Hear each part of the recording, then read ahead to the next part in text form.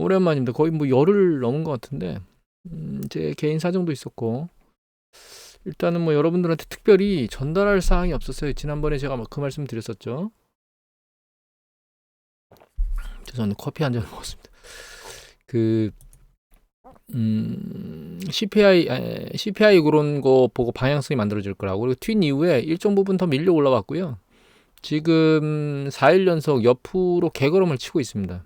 상승 강도가 상황을 유지하지는 못하고 있어요. 이게 S&P 500 지수, 이게 이제 나스닥, 이게 이제 유럽 시장이거든요. 스탁스 50.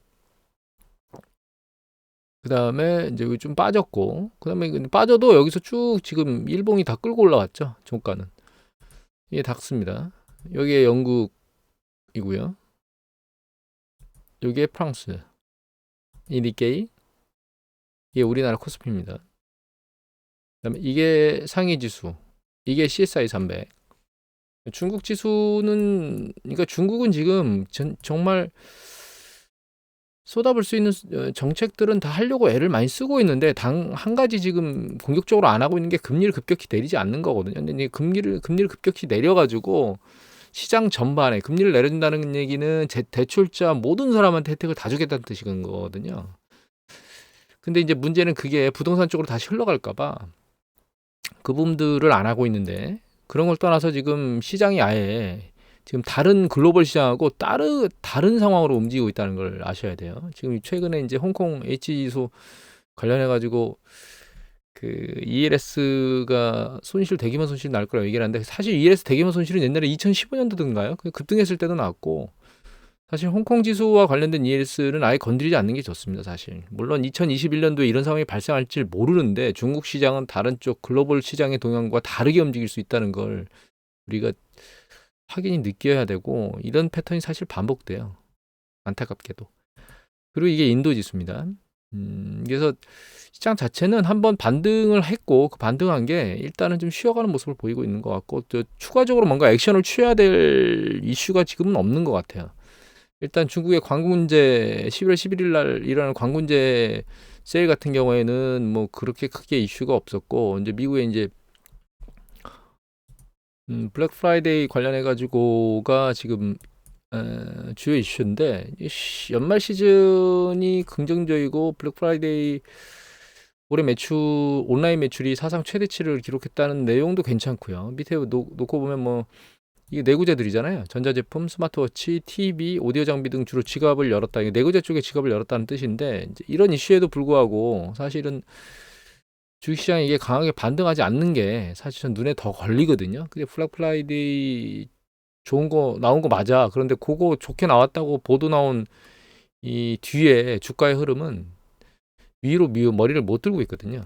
그런 관점에서 놓고 보면 일정 부분은 다 주식시장에 반영된 거 아닌가라는 생각을 하게 되고, 이거 미국의 컨퍼런스 보드의 그 소비자 심리 지수거든요. 소비자 신뢰 지수인데 밑에 보면 약간 반등했습니다. 살짝. 그래가지고 긍정적인 거는 여기 밑에 내려보면 이제 이거 두 가지가 혼합돼서 나온 거거든요. 위에 게 이거는 현재 상황이고요. 살짝 내려갔죠. 이건 미래 기대치입니다. 살짝 올랐죠. 기대치를 놓고 보면 요 위에 있는 게 긍정적 기대고 밑에 있는 게 부정적 기대거든요. 부정적 기대는 내려가고 긍정적 기대는 올라왔죠. 다 마찬가지입니다. 요 부정적 기대 내려가고 요 긍정적 기대 올라왔죠. 여기도 마찬가지예요. 긍정 올라오고 부정 내려왔죠. 각각이 뭐냐면 이건 이제 단기간의 수입, 요거는 이제 노동시장, 요게 이제 사업, 단기간 사업하는데 어떨 것 같아요? 6개월 내에 뭐 이런 거 얘기하는 거예요. 그래서 긍정적으로 바뀌었기 때문에 긍정적이라 볼 수 있긴 한데, 미시건 심리지수는 또 아니에요. 미시건 심리지수는 밑으로 계속 내려왔고요. 이번 달에도 요건 기대치거든요. 요것도 마찬가지로 기대하고 현재 상황을 혼합해 놓은 건데, 요거는 그 어드바이저 퍼스펙티브에 나온 데이터입니다. 인베스팅닷컴에서 나온 데이터를 보면 여기 이제 이거 발표한 거는 미시건에서 발표한 거죠. 그래서 여기 기대치가 옆으로 여기는 개걸음을 치고 있어서 일단 한쪽이 기대치가 괜찮아진 거가 있긴 하지만, 이게 컨퍼런스 보드 쪽이 전반적인 심리가 혼합되어 있는 걸로 봐서는 제 생각에는 아직까지 심리 자체가 많이 확연히 꺾였다라고 보기에는 좀 애매모호한 상황인 것 같습니다. 그리고 지난달까지 나온 PMI 지수요? 잠깐 볼까요? 이거는 매크로 마이크로에서 나오는 이게 PMI 지수고, 왜 NMI 지수네. 서비스 관련된 거. 요게 이제 PMI 지수고. 지난달까지 나온 것들의 뒤에 이제 11월 달치들이 속보치로 나오고 있는데 지난달까지 굉장히 안 좋았습니다. 뭐 잘 보시면 미국 같은 경우는 하락세였죠. 밑으로 내려갔죠. PMI 지수가 제조업이.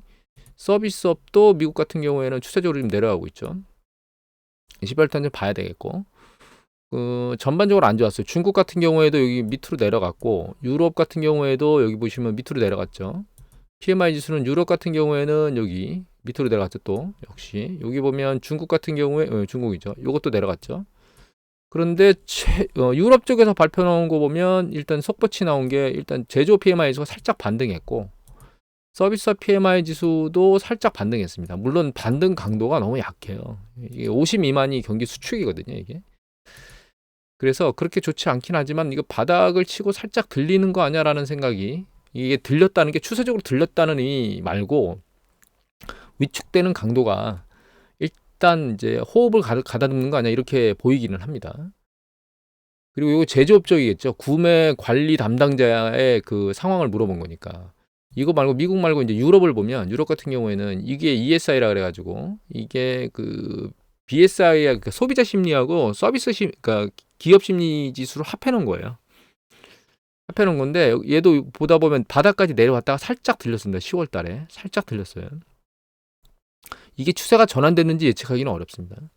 일단은 하락이 약간 주춤하다 이렇게 해석을 해야 되거든요.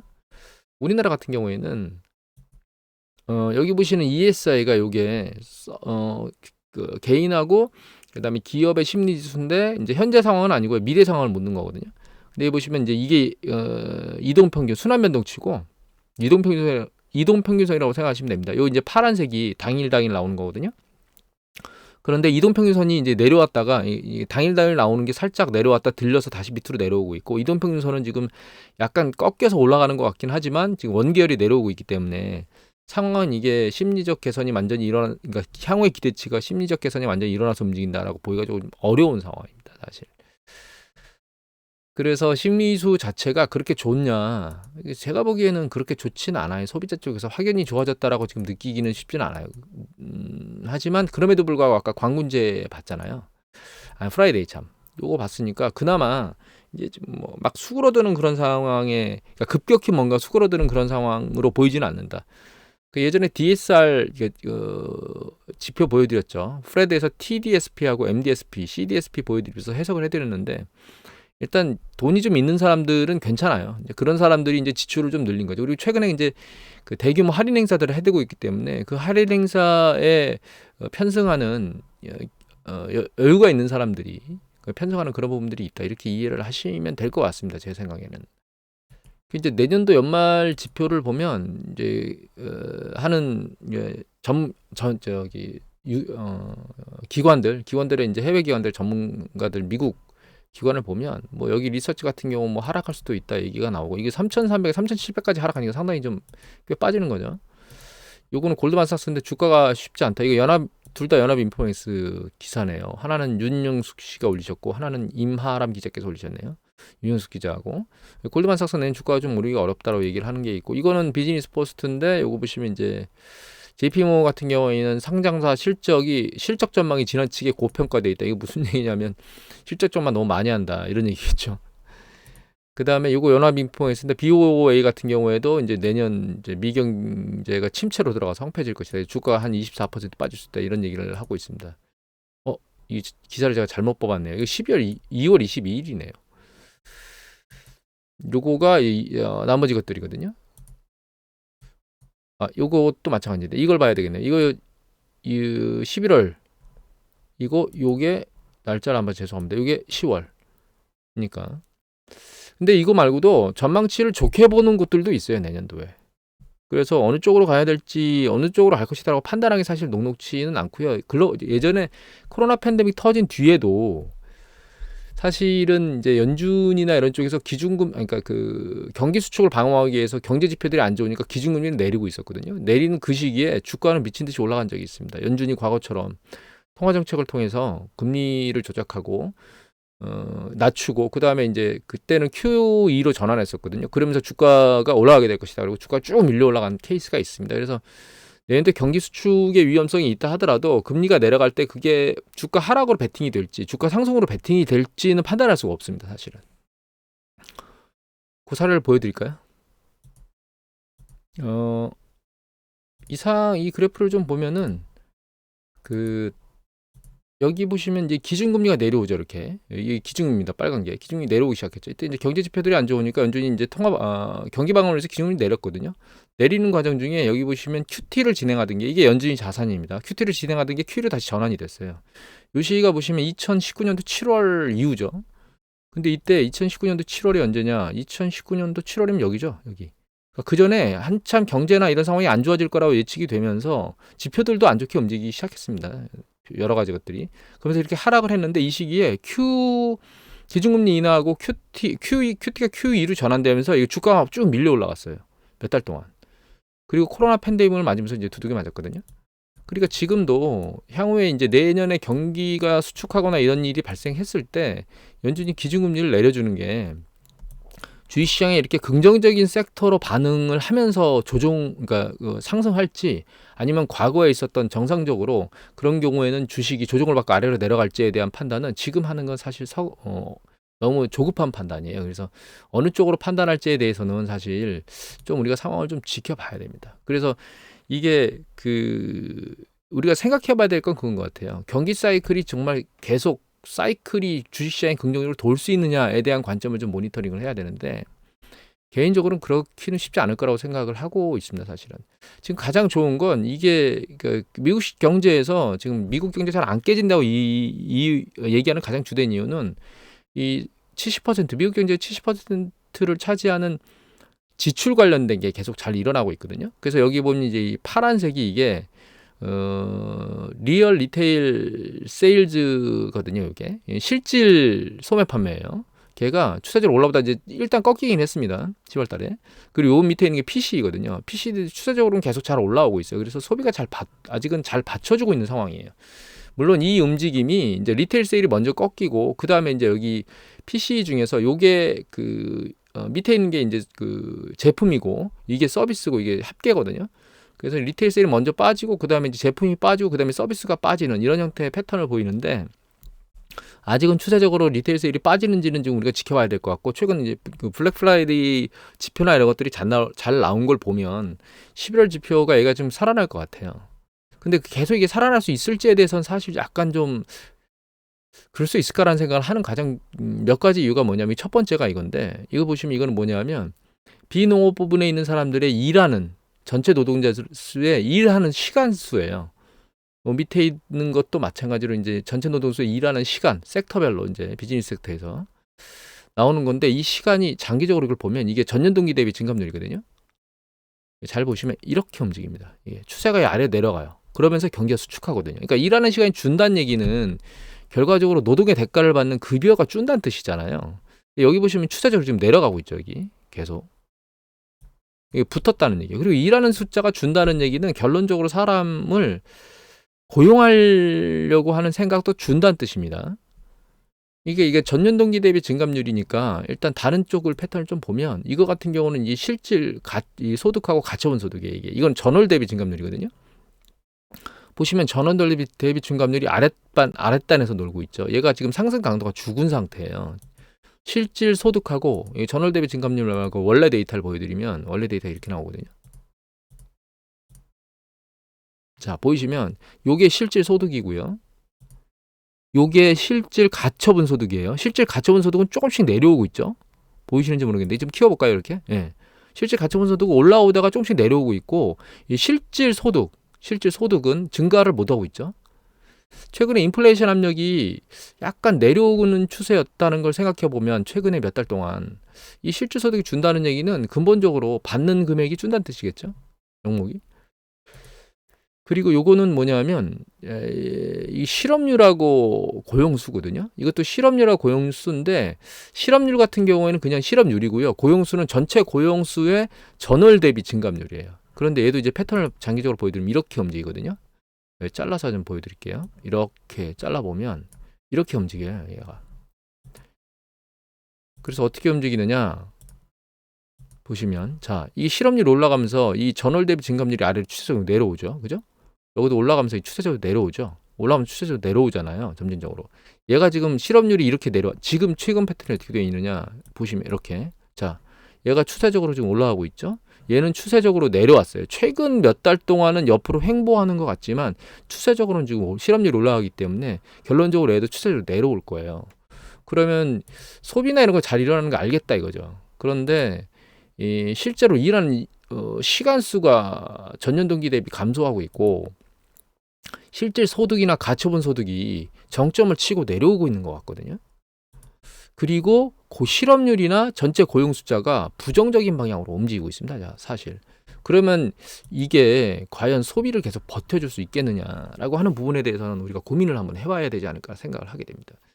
그래서 내년도가 되면 결과적으로는 고용이 식어가고 뜨거웠던 소비 시장도 일단은 주춤하거나 식는 그런 방향으로 전환되지 않을까라는 생각을 지금 현재 하고 있어요. 근데 이제 문제는 이게 그러면 과연 주식시장은 어느 방향으로 움직일 것이냐라고 하는 부분인데 그거 좀 전에 말씀드린 거예요.